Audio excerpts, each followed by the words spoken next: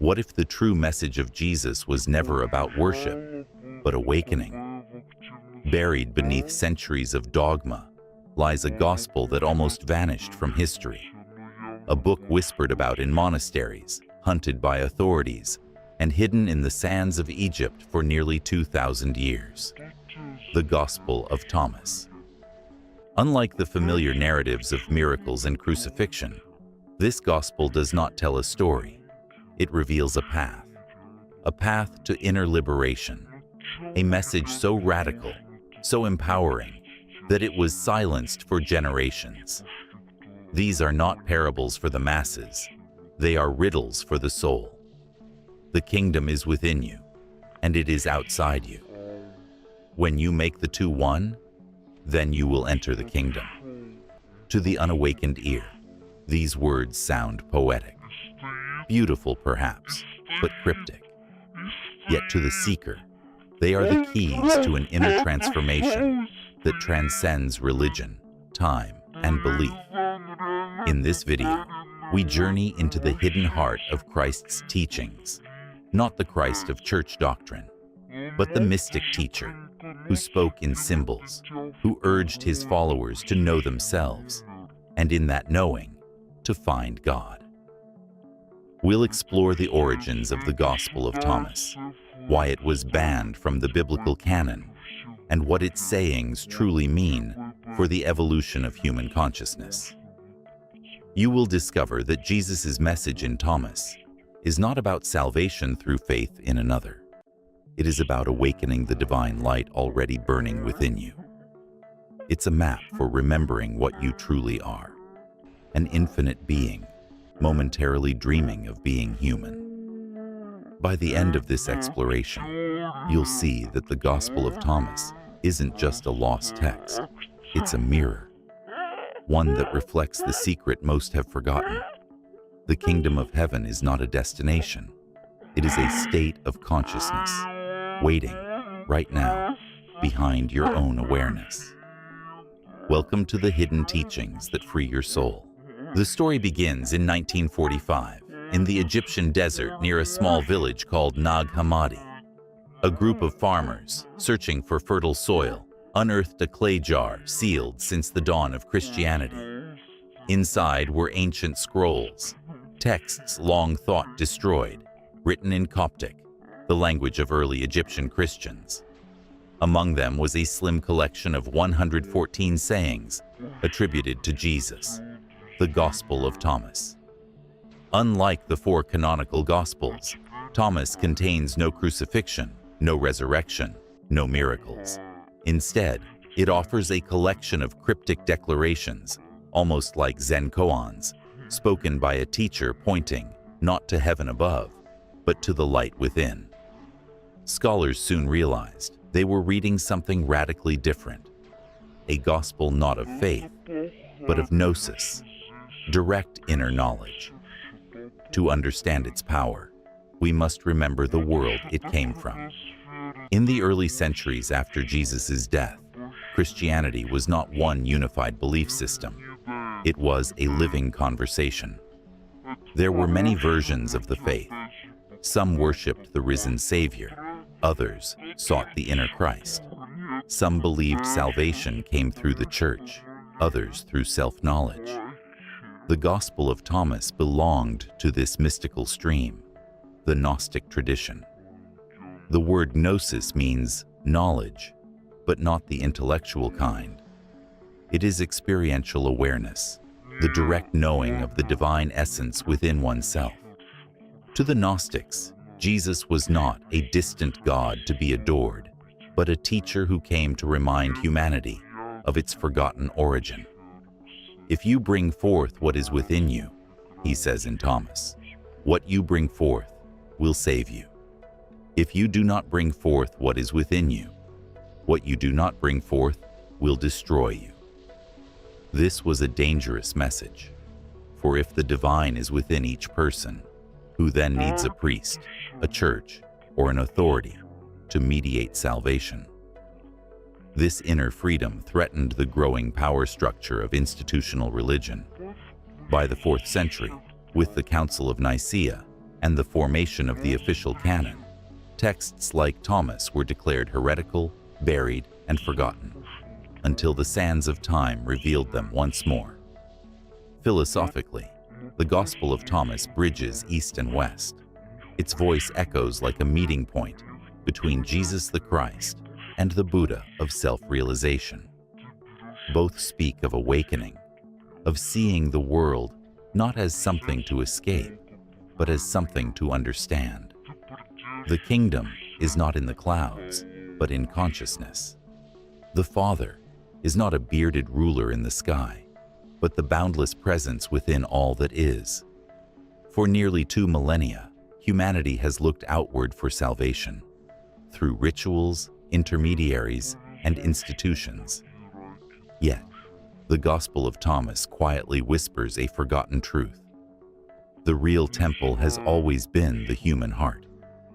This rediscovered wisdom challenges us to question everything we've been taught about God, sin, and redemption. It asks, what if the divine is not something we reach after death, but something we remember in life? In the next section, we'll begin unlocking the core teachings themselves, unpacking the hidden meanings behind Jesus' mysterious sayings, and uncovering how these paradoxical words can lead us to the freedom of the soul. Imagine sitting beneath the desert sun, the air trembling with heat, as a small group of seekers gather around a teacher who speaks not in sermons, but in riddles. He looks at them, not with authority, but with recognition. He says, "The kingdom of the Father is spread out upon the earth, and men do not see it." These are the words of Jesus in the Gospel of Thomas, a message both simple and revolutionary. The kingdom is not coming someday. It is already here. The divine reality you seek is woven into every breath, every heartbeat, every moment. Yet most people live asleep, searching for heaven while standing in its midst. The first key to understanding Thomas lies in this. Jesus is not speaking of belief, but of perception. His sayings are like codes that unlock hidden dimensions of consciousness. When he says, "When you know yourselves, then you will be known, and you will realize that you are the sons of the living Father," he is pointing to a secret buried deep within the human experience, the secret of identity.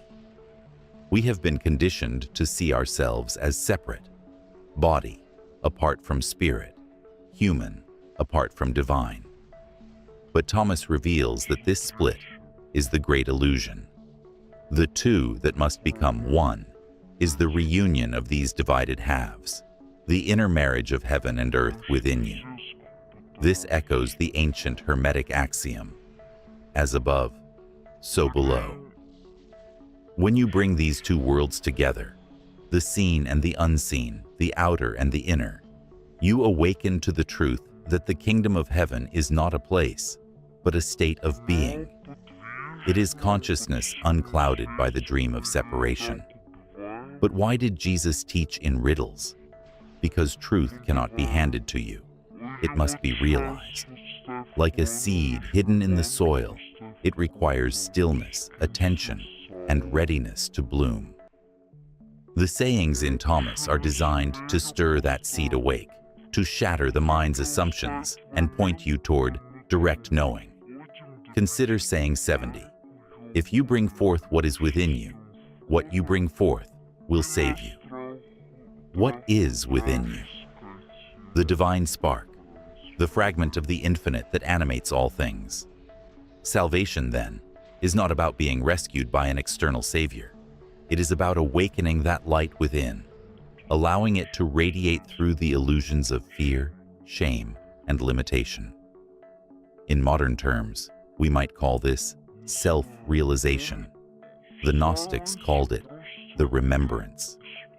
To remember is to gather the lost pieces of your being, to recognize that the divine has never been elsewhere. This teaching dissolves hierarchy. It removes the distance between you and God, between teacher and student, and that is precisely why it was considered dangerous. for a humanity that realizes its own divinity cannot be controlled through fear or guilt. Another striking passage says, "If your leaders say to you, 'Look, the kingdom is in the sky,' then the birds will precede you. If they say, 'It is in the sea,' then the fish will precede you. Rather, the kingdom is inside of you, and it is outside of you." Here, Jesus dismantles the illusion of spiritual authority. He is saying, do not follow those who promise heaven elsewhere. The divine is not hidden in temples, nor locked in scriptures. It is the living awareness that perceives these very words. Each saying in Thomas is a mirror held up to the soul. It asks you not to worship the reflection, but to see through it. For when you see clearly, the outer world transforms, not because heaven descends, but because you awaken to the truth that it was always here. The Gospel of Thomas is, at its core, a manual for awakening, a set of poetic riddles that lead the seeker inward. Yet, every key it offers raises deeper questions. What does it truly mean to make the two one? How can we see the kingdom hidden in plain sight? In the next section, we'll venture further into these mysteries, unpacking the paradoxes, exploring the hidden symbology, and revealing the deeper layers of this lost gospel's most profound sayings. To truly enter the Gospel of Thomas is to step beyond logic into the realm of paradox, where meaning lives not in words, but in the silence between them. The sayings of Jesus here are not meant to be understood intellectually. They are meant to ignite something within you, a spark of remembrance. Consider saying 22. When you make the two one, and when you make the inner like the outer, and the outer like the inner, and when you make male and female into a single one, so that the male will not be male, and the female not be female, then you will enter the kingdom. To the literal mind, this sounds strange, even nonsensical. But in truth, it is a mystical formula for liberation. Making the two one means transcending duality, the endless tension between light and dark, right and wrong, sacred and profane. It is the realization that all opposites are two expressions of the same underlying unity. When Jesus speaks of uniting the masculine and feminine, he is not referring to gender, but to energies, the active and the receptive, the will and the surrender, the outer doing and the inner being. When these forces within you are harmonized, a higher consciousness is born, the Christ within. This is why the Gospel of Thomas has often been compared to Eastern mysticism. It shares the same essence as the Taoist balance of yin and yang, or the yogic union of Shiva and Shakti. It is not about belief, but integration, the alchemy of consciousness itself. Another saying, number 77, deepens this insight. I am the light that is over all things. I am the all. The all came forth from me, and the all attained to me. Split a piece of wood, and I am there. Lift up the stone, and you will find me there. Here Jesus speaks as the universal self, the Christ consciousness that pervades everything. He is not identifying as a single man, but as the living presence that animates all creation. When he says, "Lift the stone, and you will find me," he is revealing that the sacred is not distant or abstract. It is hidden in the ordinary, shimmering in every particle of existence. This is the essence of gnosis, the recognition that the divine is not something we approach, but something we uncover.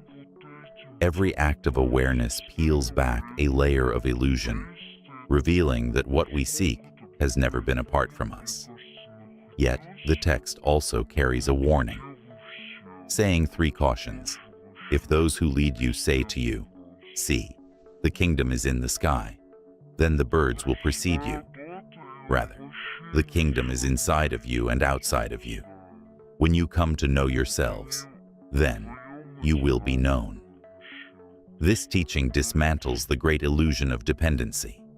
It challenges the idea that salvation can be outsourced, that any priest, doctrine, or belief can substitute for direct experience of the divine. This is a radical empowerment of the soul. It places responsibility and freedom directly in your hands. But why then were such teachings buried for centuries? Because they dismantle the machinery of control. A human being who knows the kingdom within cannot be manipulated by fear. A society of awakened individuals cannot be ruled by guilt. This is the revolution hidden beneath Thomas's gentle words, the quiet uprising of consciousness against spiritual ignorance. And yet, this awakening is not achieved through rebellion, but through reconciliation. It is not about destroying the old, but seeing through it, recognizing that even the illusion is part of the divine dance. The Gospel of Thomas invites us not to reject religion, but to transcend it, to walk the invisible line between form and formlessness, matter and spirit. In the end, Thomas's Jesus is not preaching escape from the world, but the transformation of perception within it. The kingdom, he says, is spread out upon the earth. To see it, we must shed the veils of division and open the eye that sees beyond opposites. Because when you finally make the two one, the search ends, the seeker dissolves, and what remains is the pure awareness that has always been, the light that was never lost. In the next section, we'll explore how to apply these hidden teachings in your daily life, how to live as an awakened being in a world still asleep, and how to embody the kingdom here and now. The Gospel of Thomas does not ask for belief. It invites transformation. These sayings are not distant doctrines, but living keys meant to unlock a higher state of awareness. The question is, how do we live them? How do we make the kingdom, which is spread out upon the earth, visible in the midst of ordinary life? The first step is self-knowing. Jesus says, "He who knows himself knows the Father." This is not a command to analyze your personality, but an invitation to witness the deeper consciousness behind your thoughts, emotions, and identity. Begin each day in stillness. Before the noise of the world enters, close your eyes and ask inwardly, "Who am I?" before thought. Let the question echo. Don't answer it with words. Simply listen.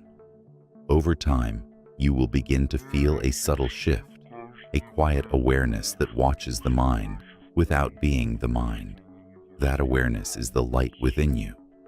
The second practice is seeing the divine in all things. When Jesus says, "Lift the stone, and you will find me there," he is teaching sacred perception. Try this. As you move through your day, look at everything, every person, every object, every sound, and silently remind yourself, this too is the kingdom. Whether you are washing dishes or walking under the night sky, recognize the divine presence pulsating in the ordinary. This practice dissolves separation. The world ceases to be mundane. It becomes alive, radiant, and holy. The third practice is integration of opposites. In Thomas, the path to the kingdom is through union, the merging of light and shadow, male and female, inner and outer. Practically, this means learning to embrace the parts of yourself you've rejected. When anger arises, don't suppress it. Observe it without judgment. When fear appears, don't escape. Listen to it as a teacher. As you learn to hold all aspects of yourself with presence, something miraculous happens. The conflict inside you softens. You begin to experience peace not as escape, but as wholeness. The fourth practice is living from the heart.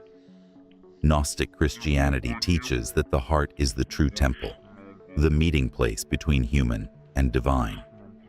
Try to bring awareness to your heart center as you interact with others. Speak from compassion, not reaction. Listen as if the voice of God could be speaking through every person you meet, because in truth, it is. And finally, the most powerful practice of all, remembering. Throughout the day, pause and ask yourself, am I awake? This simple question pulls you back from the dream of mechanical living. It reconnects you to presence, the awareness that witnesses all things without being lost in them. That presence is the kingdom. You will find that these practices are not about adding anything to your life. They are about removing the veils that hide what is already there. As the mind quiets and the heart opens, you begin to experience life as Jesus described it, not as a struggle toward heaven, but as the flowering of heaven within. The Gospel of Thomas is not meant to be studied endlessly. It is meant to be embodied. Every moment of awareness, every act of compassion, every breath taken in presence is the gospel come alive. To live its teachings is to awaken from the dream of separation. It is to realize that salvation was never elsewhere. It was always hidden in the simple miracle of being. In the final section, we will bring these insights together, returning to the essence of Jesus's hidden message and exploring what it truly means to be free in the soul. The Gospel of Thomas is not a relic, it is a mirror. Each saying is a reflection of the soul, a doorway through which the infinite peers back at itself. What was once buried in desert sand now resurfaces as a timeless invitation to remember what you are. Through this gospel, Jesus speaks not as a distant savior, but as an awakened presence calling each of us to the same realization, that the kingdom of heaven is not a destination, but a revelation. It unfolds the moment you turn your gaze inward and recognize the light that has never left you. His hidden message is simple, yet shattering. You are not merely human striving for divinity. You are divinity exploring humanity. Every challenge, every joy, every breath is the divine expressing itself through you. When you see this, freedom is not something to reach for. It becomes the very air you breathe. The world still teaches that salvation lies elsewhere, in beliefs, rituals, or future rewards. But Thomas whispers from beyond time, if you bring forth what is within you, what you bring forth will save you. The power that redeems, heals, and transforms does not come from outside. It is born the moment you awaken to your own divine nature. And perhaps this is the greatest secret of all, that Jesus did not come to be worshipped. He came to awaken gods asleep in human form. His words in Thomas are not commands, but reminders. They call you to remember that the light you seek is the light by which you are seeking. So as you step back into your day, pause, feel your breath, sense the silent awareness behind your thoughts. That stillness, that is the kingdom he spoke of. The door has never been closed. It was only waiting for you to look within. If these teachings have stirred something inside you, something ancient, something remembering, then you have already begun the journey. The rest is not about believing, but being. Because the Gospel of Thomas does not promise a future paradise. It reveals a present truth. You are the kingdom. You are the light. You are the mystery awakening to itself.